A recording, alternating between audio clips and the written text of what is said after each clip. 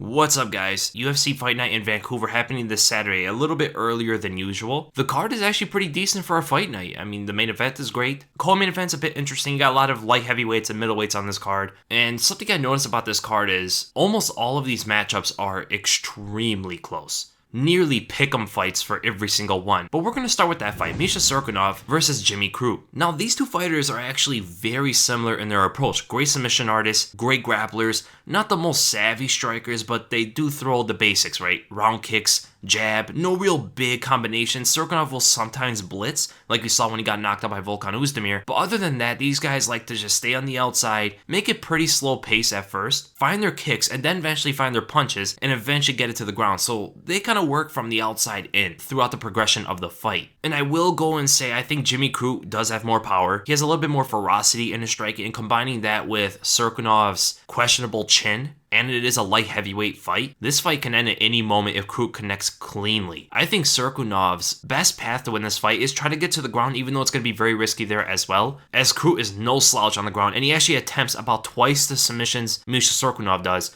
4.04 submission average throughout a 15-minute fight is actually pretty crazy. I mean, it's really up there. But Cirkunov does have better wrestling, I believe. Crute doesn't have the best takedown defense, so I will say Jimmy Crute is going to have an advantage on the feet, and Cirkunov might have a slight advantage on the ground. They both have very sneaky high kicks, but where my prediction is going to go to, I'm going to go with Jimmy Crute in this one. It's because Misha Cirkunov, he doesn't really have the best chin. Jimmy Crute has excellent boxing. He has an amazing ability to exit from the boxing range and find angles off of you. This is very similar to what he did to Sam Alvey in his last fight, and the power he showed to drop Alvey so easily, who has been known to have a pretty good chin. It's going to be a bit scary for the side of Misha Cirkunov. And Cirkunov doesn't really have that boxing defense. I mean, that's where his biggest hole is actually, from the inside range. Cirkunov does get tagged pretty often. So I'm going to go with Jimmy Crute. I'm actually going to go by a second round TKO. I think he might lose the first round and then eventually find his timing and catch Misha Cirkunov, maybe on his way in. And then we go to Uriah Hall versus Antonio Carlos Jr., polar opposites in terms of fighting styles. Uriah Hall is one of the most flashy strikers you'll ever see. Long, powerful, quick strikes. He's a sniper with his punches, with his kicks. He'll throw hopping back kicks at you like he did to Gegard Mousasi. He snipes you with that straight right hand with that insanely long reach. He'll switch stances on you. He has a pretty good ability to move away from strikes, but his biggest hole is when he gets to the cage. When he backs up a little bit too far, how many times have we seen him get knocked out or taken down because he keeps scaling the cage? His movement gets so limited to the average elusive fighter when he's on the cage. He's just so vulnerable. And a guy that quick and slick shouldn't be that vulnerable when they're up against the cage like that. Chris Weidman knocked him out a long time ago. Derek Brunson knocked him out in very similar fashion because he's moving out one side on the cage. And he's fighting Antonio Carlos Jr., who's one of the best Brazilian Jiu-Jitsu artists ever in the middleweight division. And he's going to be pressuring Uriah Hall. He's going to try to take him to the ground, right? If Uriah Hall gets taken to the ground by this guy, it's a wrap. But if Antonio Carlos Jr. cannot take down Uriah Hall because maybe he's not applying the right kind of pressure, Uriah Hall is going to snipe him, right? Antonio Carlos Jr. does not want to strike too long with Uriah Hall, and Uriah Hall wants to keep away from the fence and keep mind of the single legs, but don't respect it too much, you know what I'm saying? And looking at Antonio Carlos Jr.'s takedown average per 15 minutes, about 3 takedowns per 15 minutes is actually way above the average. He's going to constantly be looking at the legs of Uriah Hall, especially from that far distance single leg that a lot of BJJ artists like to go to. It's usually safe against boxers, but doing that against a kicker like Uriah Hall, who's as quick as he is to snap his legs out there, it could be a little bit different, right? We're so used to seeing these guys dive in from a distance at the legs, but they're usually against boxers, right? Khabib has a career of doing this, right? But he's mostly fighting boxers. Besides, I would say Edson Barboza, but he really didn't do it to Edson Barboza, did he? Right? He pressed him to the cage and then shot in, right? Against Eli Quinta and Conor McGregor, he shot from a distance because he wasn't really worried about kicks, you know? They were a lot more heavy on their feet when they fought him. Uriah Hall is extremely light on his feet, so it could be ill-advised. And thinking about that, it's really going to be hard for Antonio Carlos Jr. to get that takedown unless it's against the cage. And that is the biggest thing coming into this fight. Can Uriah Hall fix his movement problem, right? Backing up too far. If he could do that, I am 100% going with him. But if he does that one time, backs up too far to the cage, this fight's pretty much over, right? It's just a game of inches, man. And even though Hall has great takedown defense, I don't think it's going to really stop Carlos Jr. against the cage. So my prediction for this fight, I do think it's a lot closer than the betting odds are saying because it really comes down to very slight margins. But I'm going to stick with Carlos Jr. in this one, man. I think the constant takedowns are going to get to Uriah Hall. Maybe they're not going to be too consistent. It really depends on how Donald Carlos Jr. wants to see his wrestling approach in this fight. But as soon as it gets to the ground, I think it's a wrap. I think it's over. And Carlos Jr. does have that game where he changes levels on you, could possibly land strikes over the top on Uriah Hall and then go for takedowns after that.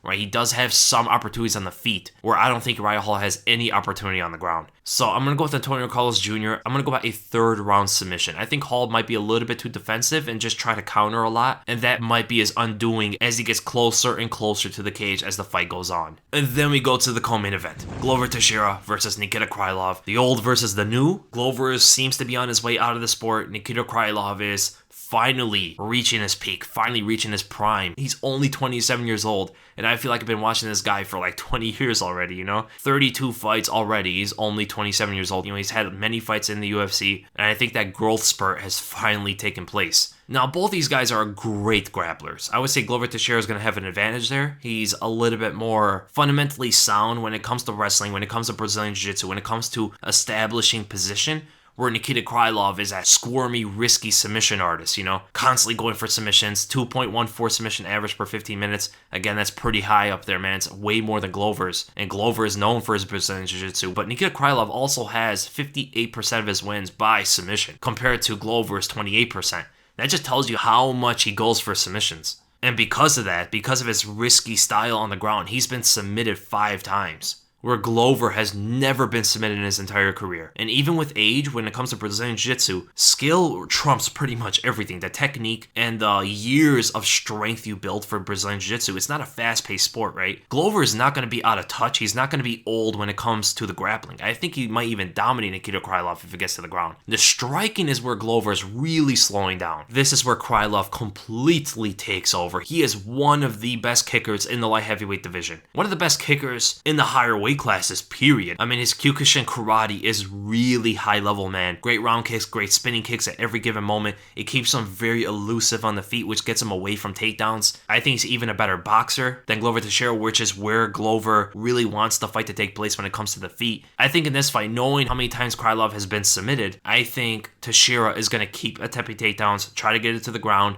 and eventually find that submission through constant pressure and pinning down Krylov's risky style. But it's really going to be hard to get in that distance when it comes to the footwork of Krylov and the distance he keeps initially. Glover is very slow on the feet. He's extremely slow to get in. And that goes to my prediction. It's a very tough fight to call. I think this all comes down to how does Krylov show up out there? What angles does he take if Glover is constantly pressuring him? How does he counter him? How does he intercept him? Does he use his long reach to keep Glover at bay? Does he use the push kicks and the head kicks? Don't go for leg kicks too much. If he goes for the head kicks and stuff, it can really hold Glover back as well. Man, but if I have to make a prediction here, I'm going to go with Nikita Krylov. I think this is the time where Glover eventually gets surpassed completely by the new generation. And looking at Nikita Krylov's significant strikes landed per minute is significantly higher than Glover Teixeira's, which means he's not just sniping, he's not just kicking whenever he sees fit. I mean, he's fought grapplers many times, and he keeps a very high output on everybody. So I'm going to go with Nikita Krylov. I'm actually going to go by a second round TKO. I think Glover's chin is a little bit shot at this point. He's a little bit too old. If this was a prime Glover Teixeira when he first came into the UFC, I'd probably 100% go with Glover at that point. But at this stage of the game, Nikita Krylov is finally hitting his stride. Glover's on his way out of the sport, it seems like. I gotta go with Nikita Krylov. And then we go to the best fight of this entire card. Donald Cowboy Cerrone versus Justin Gaethje. Another extremely tough fight to call. Both great strikers, both actually pretty good wrestlers. Donald Cerrone's really progressed his wrestling game. He's taken down guys like Darren Till, Tony Ferguson, Alexander Hernandez, Leon Edwards, Robbie Lawler. I mean, come on, man. If he's taking down these guys, Donald Cerrone's wrestling has really hit that elite level. And it's because nobody expects it. He doesn't shoot often,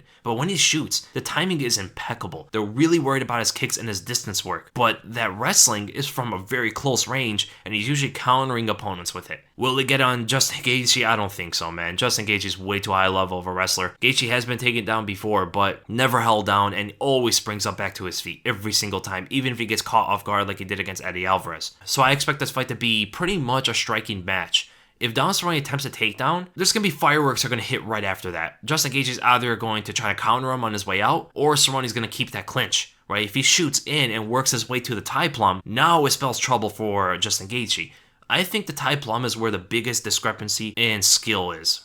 right? I think Cerrone's level of clinch work is so much higher than Justin Gaethje's. I can actually even see the fight ending there. But the fight starts from the outside. And that's also where Cerrone's going to have an advantage. Now, he has a problem with uber pressure. If someone's consistently walking him down, that's where Cerrone really has a problem because his kicks get a lot more obvious, or he only has one line of attack to get you away, and once that fails, such as a push kick, body kick, round head kick or something, if you can block that or parry it, he is open. And his way of getting out of that, like you saw constantly throughout the Tony Ferguson fight, is he drops his head down and tries to blitz you down with punches to create separation. If he does that against Justin Gaethje, he's going to get knocked out, right? If Justin Gaethje pressures him past those kicks, I see Gaethje catching him. And don't think Gaethje's not going to kick with Cerrone. He's obviously going to blast leg kicks at Cerrone. I actually think he's going to kick more than Cerrone will at the legs. Right, we saw Tony Ferguson do the same thing with constant pressure because Cerrone's the one backing up. Kickers, if they back up, it's a lot harder for them to kick unless they're like Taekwondo artists or something. Like Valentina Shevchenko, for an example. For Muay Thai fighters, they got to plant, torque, take steps with their kicks, and taking steps backwards is the opposite of what they're trying to do, especially when wrestling's involved. A different level of boxing, the cage, all this sort of different elements in a fight. It's really going to hurt down Cerrone in this one. Combining it with the power of Justin Gaethje, the guy has one-shot knockout power. And Cerrone's been hit many times. He's never been knocked out lightweight. But this is a different level of precision and power. And most people think Justin Gaethje does not hit precisely or accurately. He actually has a 54% significant strike accuracy. And his significant strikes are not jabs. We're talking about overhands, looping hooks, uppercuts, knees, big kicks, stuff like that. That is what he's landing accurately with, right? A lot of these significant strikes are counted as, like a jab from a distance or something, right? Yeah, you're going to hit a lot more with those. But the strikes that Justin Gaethje throws, that is actually impressive to hit that accurately. And look at his strikes landed per minute, 8.5. That's one of the highest I've ever seen ever in the UFC. And the guy's had multiple fights already. It's not like his first fight in the UFC and he got that. Landing at that kind of rate, with that kind of accuracy, with the power and the pressure he brings, with the takedown defense he has, and he covers up very well on kicks and punches, and Cerrone has a very ill-advised approach to get boxing exchanges and under pressure. My prediction for this fight, I gotta go with Justin Gaethje. I'm not counting out Cerrone at all. Like I said in the beginning, this is a very hard fight to call because Gaethje will put himself in the fire. He can walk into a head kick eventually because Cerrone is very sneaky with those and quick. And Justin Gaethje has said before that Cerrone knocked him out in practice years ago with an uppercut, which is actually pretty surprising in sparring too, with bigger gloves, I think. And knowing the chin that Justin Gaethje has, I don't know, maybe he just has this performance boost. Like, he performs way better under the lights, whereas Cerrone looks like he actually performs better maybe in the training room. Yeah, I think Justin Gaethje is eventually going to finish down Cerrone in this one. It's a 5-round fight. I understand Cerrone is a much better gas tank. If it goes past 2 rounds, Cerrone has a major advantage. And if you're going to go with Cerrone in this one, that is really where you want to bank this fight on. Cerrone survives the first 2 rounds, gets Justin Gaethje to work too much to the point where he's exhausted, and then Cerrone starts blasting him and finally landing that opening for a head kick. But I think Justin Gaethje might pull this one off. So I'm going to go with Justin Gaethje. I'm going to go by a 2nd round TKO. There's also body shots open as well. We know Cerrone at lightweight has a big vulnerability to that liver shot. And Justin Gaethje will absolutely go to the body and possibly mix it up to the head. And here are my predictions for the rest of the fights. Now, very competitive fights. Almost all of them are pick'ems, in my opinion. I think that Louis Smolka and Ryan McDonald fight is extremely close, man. Todd Duffy's back. He's going to be fighting Jeff Hughes. Nobody knows how that fight's going to go. Todd Duffy hasn't fought in years, and he has a very questionable chin. And Jeff Hughes is a newer fighter, so it's going to be a tough one for Todd Duffy, especially that ring rust, man. You got Pereira coming back. I think the hype is a little bit too much, but his switch of opponent, he's not fighting Sergey. He's fighting some new guy. If he was going to be fighting Sergey, this fight would be extremely close. And then let's look at the betting odds here. The first red flag I see, Louis Smolka being a 2.5 to 1 favorite over Ryan McDonald, is unnecessary. They're both so similar. Their build, their style, the way they like to go for submissions, their grappling priority, their striking is so loose and gumpy and stuff like that. Not the most athletic. I think it's extremely close. I think Ryan McDonald can absolutely win that fight. And Louis Smolka does get submitted constantly. For as much of a submission artist as he is, he gets submitted a lot in his fights. Tony Carlos Jr. is a big favorite, man. I don't think he's that big. I understand it's a polar opposite fight in terms of styles, but Uriah Hall definitely has an opportunity to win that one. And I'm actually surprised to see Justin Gaethje's a big favorite over Cerrone. I was actually very surprised about that. Maybe because of Justin Gaethje's recent streak of knockouts and Cerrone's coming off a loss, but people forget Cerrone really had a good win streak going on there. So I hope you guys enjoyed the predictions. If you did, make sure you give it a thumbs up. If you enjoyed my content, make sure to subscribe. Leave a comment below what you guys think about the whole card, what you guys think about the predictions, who's going to win the main event. I know that's going to be split. And who you guys think is the biggest dog in this entire card. I actually think it might be Ryan McDonald because of how they put the betting odds. Uriah Hall definitely has a chance to win. Nikita Krylov, I think, has a better chance than they're giving him. Cerrone has a chance as well. He's a pretty big underdog. And my next video is going to be the podcast. I'll be looking for that. And again, thank you guys so much for watching, and I'll see you in the next video.